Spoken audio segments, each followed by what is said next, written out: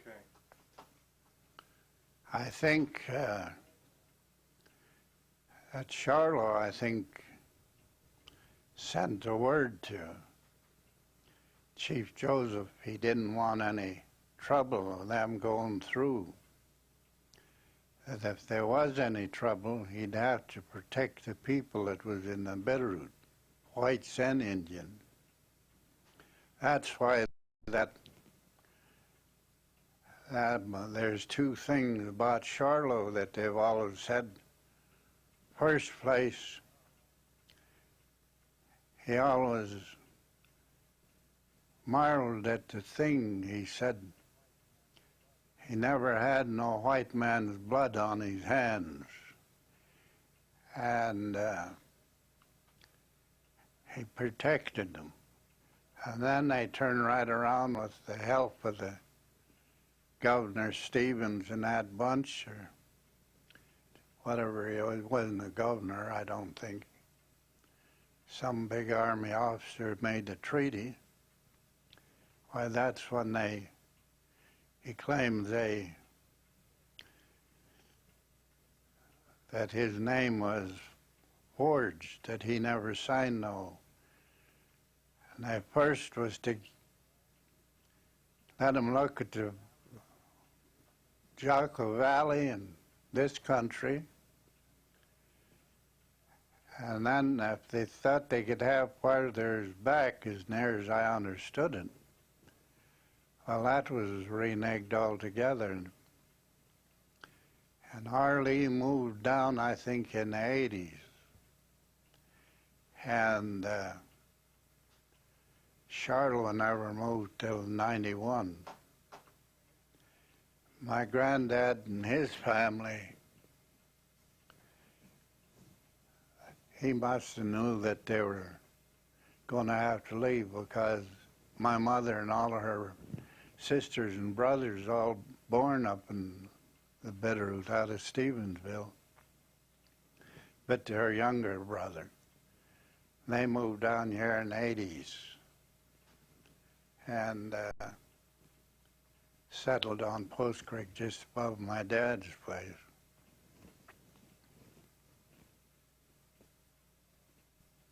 So I never did get all the connection there, but I don't know if my grandma Dishaw was first cousin to Charlo, or their mothers were, how they're related, but she was always claimed close relation to Charlo. And but on my dad's side, it was mostly Nez Perce. My dad was lotted down on the Nez Perce. He's the only one. The rest of them are lotted up here.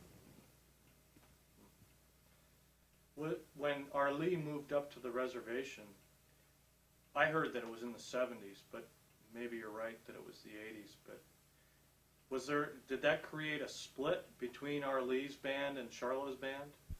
Oh yeah, sure. He didn't like it because he said his name was forged on it.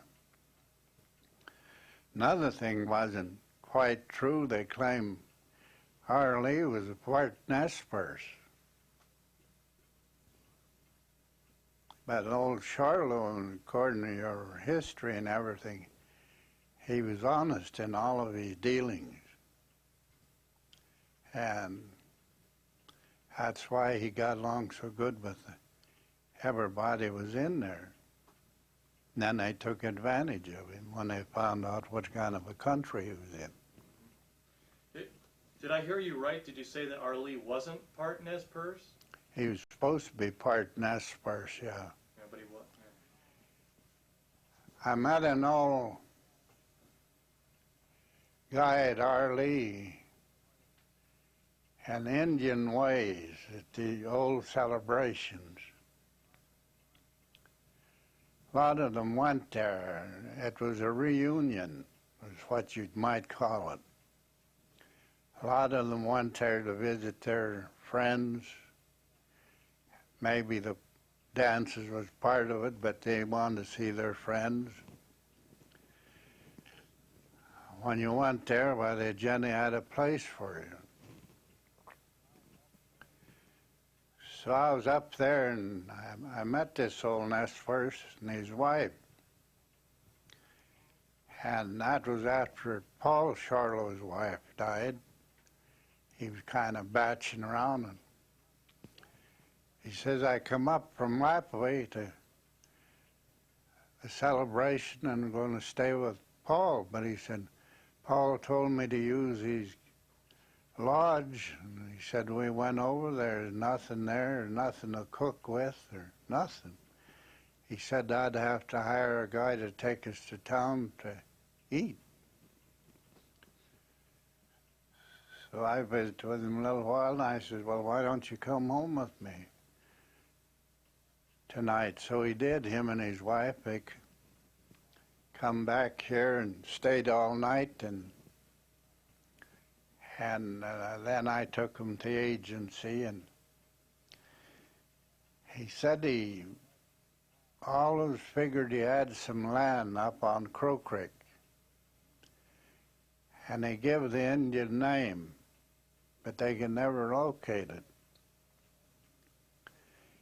He said he was full-blood Nez first, but he never left the Bitterroot till he was 18 years old, I think.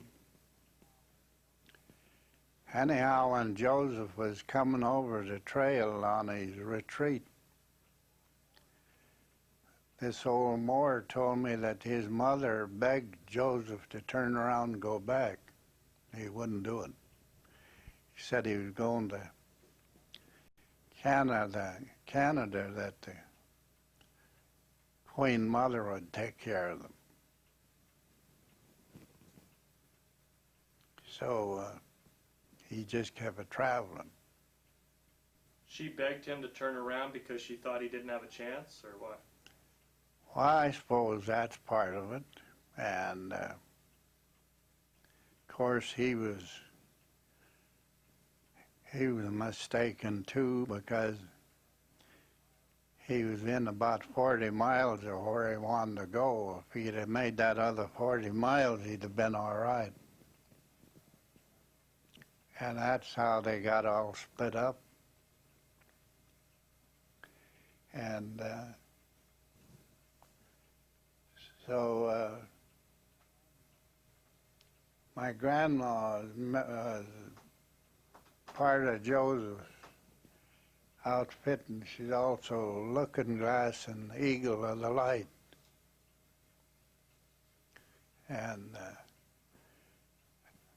but my older aunt, she always lived down there. She died down there. So did you travel over there quite a bit when you were younger? Never was there till, never down that Idaho country to where the reservation was till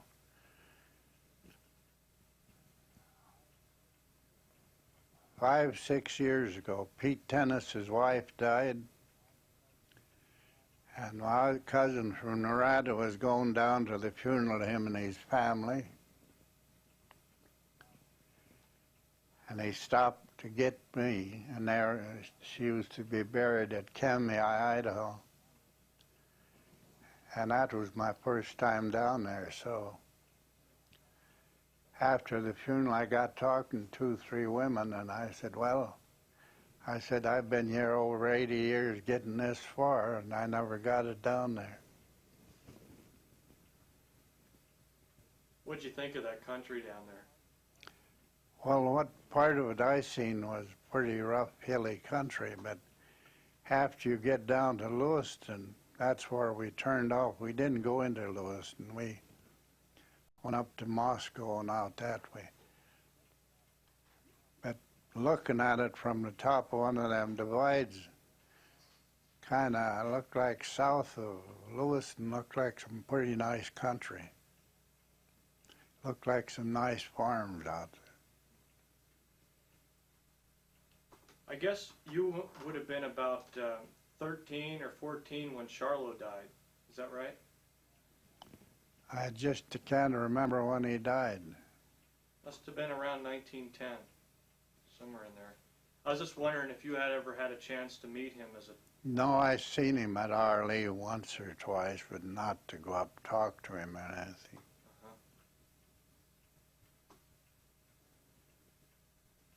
Okay.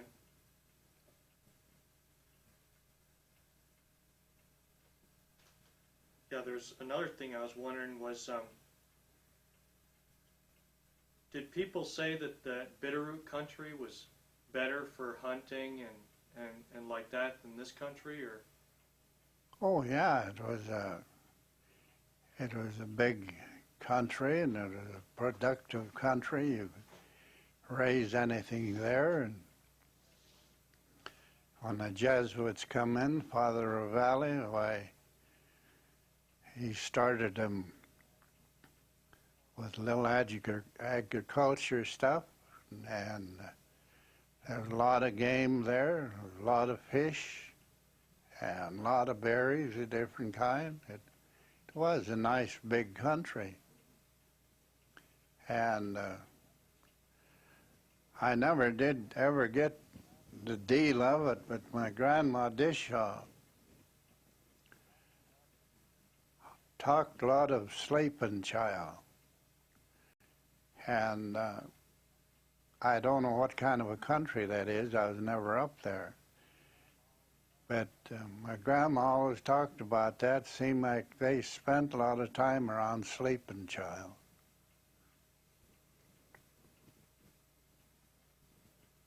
And of course, her dad, Rogers, I think he was kind of a hunter for them forts, because she'd tell us different things about being away from Montana into them other parts of the country. And I remember her telling us about one time there someplace her and her sister lay on a hill and watched an Indian burial deal. I think they killed this guy's horse, and I don't know what else they done, and they cut the woman's hair.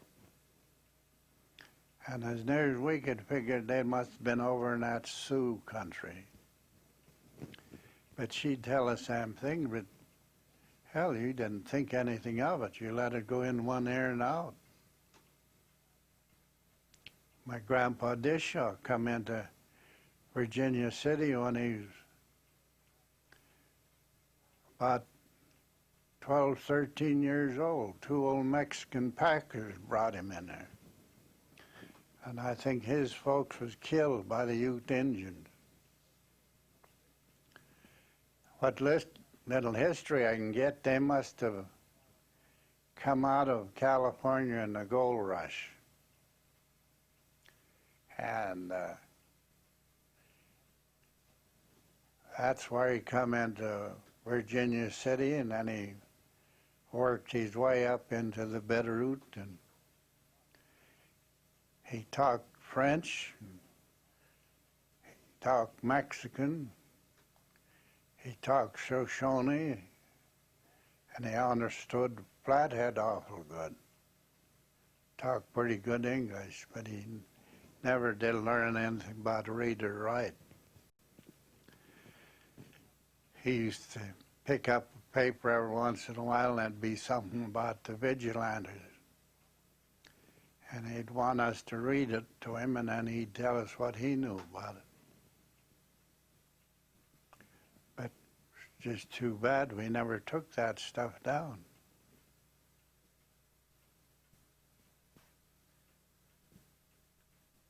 One thing I was wondering about, you were talking about the changes on the environment here. One thing you didn't talk about was the different plants the people gather, like bitterroot and camas, or berries, things like that, how that might have changed over time. No, that hasn't changed too much. Well, it is changed in a way. The old Indians, or the younger Indians, don't bake the camas like the old ones. They used to have a lot of that.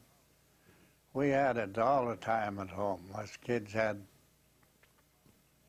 2, 3 bulbs of that in our pockets all the time. We always had bitterroot. And of course, when I was a kid, all our huckleberries was dried. There was no such thing as jars. And there was a lot of fruit like that, but they've changed. It's just like tanning a hide. Nobody wants to tan a hide anymore. An Indian now, instead of drying his meat, he'll take her and run her up to one of them guys, and he'll cut it up for him, and he'll put it in his freezer. So you don't find too much dried meat. Once in a while, somebody will dry some, but not too often. The only people that stayed kind of by their whole ways is the Kootenays.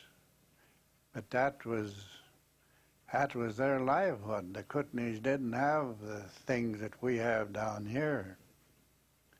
That's why there was so many trappers amongst them, and hunters, and all woods workers and things like that. Would you say that most of the food you ate when you were a young boy was wild food? Mostly, yeah. Oh, we'd get apples once in a while from the father's share, but then my dad planted a few fruit trees and some berry bushes. But most everything we had was see, the environment changed so fast. Post Creek was big. Right just above where the 44 bar is, or no, right across from the 44. There used to be a big, deep hole there. And we'd go down there and swim in there, and then we'd swim our horses in there. You had all place maybe 150 feet where they'd have to swim and then wade out. And them creeks was big like that. In the spring of the year, they were real. If you had to ford one, you wanted to know where you was at. Well, after the irrigation one, then they cut all that down, and over there in the little bitterroot, I damn near drowned a cow one time, right where we watered the saddle and work horses, and she kept getting in the garden and different places, and somebody said, hang a board on her horn so she can't see. So we roped her and put a board on her horns, and she run down there and got in the bitterroot. And she wouldn't try to swim out. She was fighting the current. And I had to rope her and drag her out, or by God, she'd have drowned. Now there's just a trickle of water there. And that's happened all over. Post Creek's the same way. Right across from where our old house was, we had a nice big old swimming hole there. Up in my granddad's place where Cable lives now, there's 2 nice big swimming holes there, and we knew right where them nice big holes was because you could always catch them big natives in there.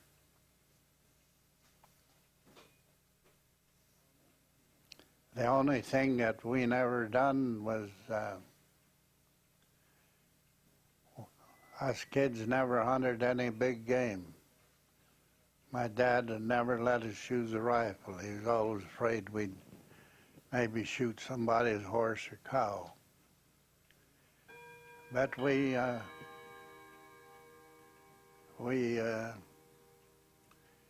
shot a lot of ducks, things like that, a shotgun, 22.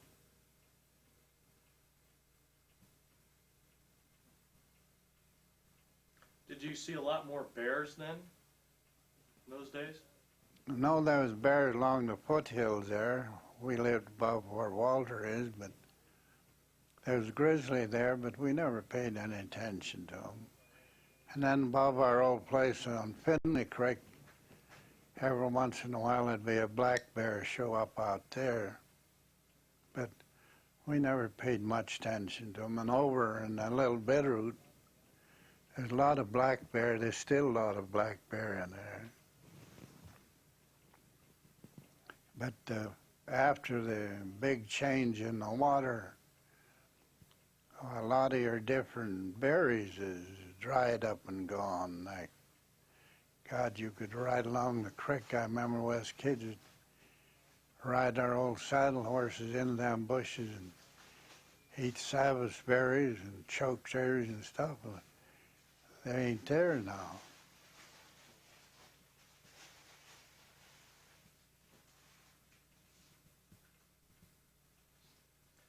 Would you say that in those times when you were a young boy, that there was more practice of the Indian spirituality?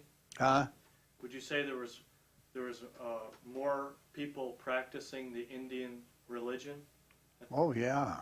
I bet there was, because for years the only church we had was here. And I had a little church at Dayton. But on church days, that old campground by our place would be full of kootenays. And some of the Finleys would camp there on our way to mission for the church. And on our way back home, why, they'd camp there again at kind of a stopover. Church days was big, awful big.